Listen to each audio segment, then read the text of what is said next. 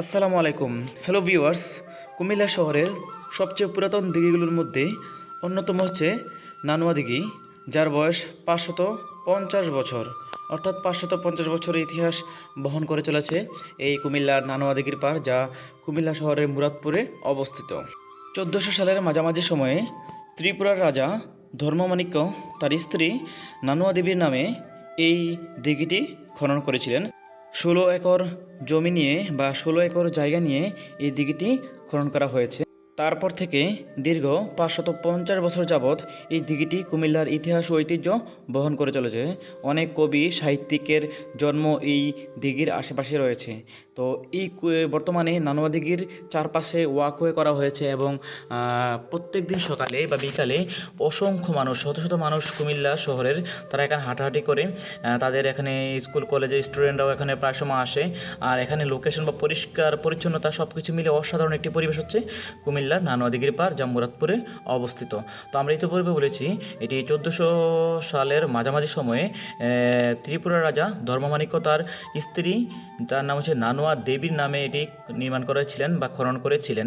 তো বর্তমানে এই ওয়াকওয়ে করার কারণে এই নানুয়া দিঘির গুরুত্ব অনেক বৃদ্ধি পেয়েছে এবং পানিতে ময়লা ফেলানো হয় কম এবং যা ফেলানো হয় তা পরিষ্কার করা হয়।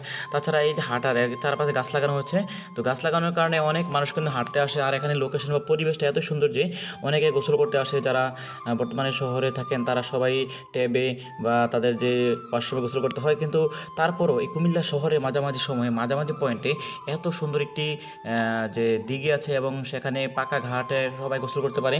অনেকে যারা আছেন যে এলাকার ছেলে বা বৃদ্ধ বা পুরুষ মানুষ, তারা প্রায় আসেন এখানে গোসল করার জন্য।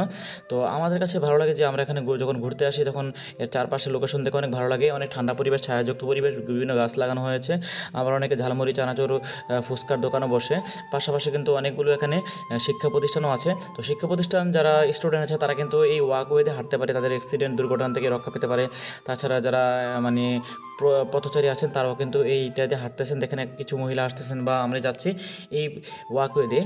আর কুমিল্লা শহরে কিন্তু অনেক জ্যাম থাকে বা গাড়ি বা রিক্সা থাকে। তো তারা কিন্তু যারা ওয়াকওয়ে দিয়ে চলাফেরা করেন তারা কিন্তু এইসব যানজট থেকে মুক্ত থাকেন।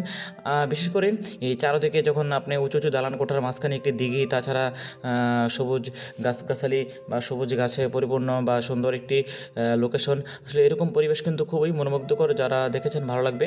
তো আপনারা যারা কুমিল্লাতে আছেন বা কুমিল্লার বাহিরে আছেন তারা আসতে পারেন নানুয়া দিঘির সেই 550 বছরের ইতিহাস বহন করে চলা নানুয়া দিঘি। আসলে আমার কাছে খুব ভালো লেগেছে নানুয়া দিঘির পাড়টা। আপনাদের কাছে কেমন লাগে জানাবেন, যে চারপাশে ইট পাথরে উঁচু উঁচু দালান কোঠার মাঝে এই একটি নানুয়া দিঘির পাড়। আসলে কুমিল্লা শহরের প্রত্যেকটি দিঘি কিন্তু খুব চমৎকার, খুব সুন্দর এবং চারপাশে বড় বড় উঁচু উঁচু ভবন। তো আমি আজকে এই নানুয়া দিঘির ভিডিও করলাম, দেখেন আপনাদের কাছে কেমন লেগেছে। আমি আরও যে কয়েকটা দিঘি আছে সেগুলোর ভিডিও করব, এগুলো আপনারা দেখতে পাবেন। তো আমার চ্যানেলটিতে শেয়ার ফলো দিতে পারেন, আর ভিডিওটি ভালো লাগলে শেয়ার করে আপনাদের প্রিয় মানুষকে জানাতে পারেন। ভালো থাকবেন, ধন্যবাদ।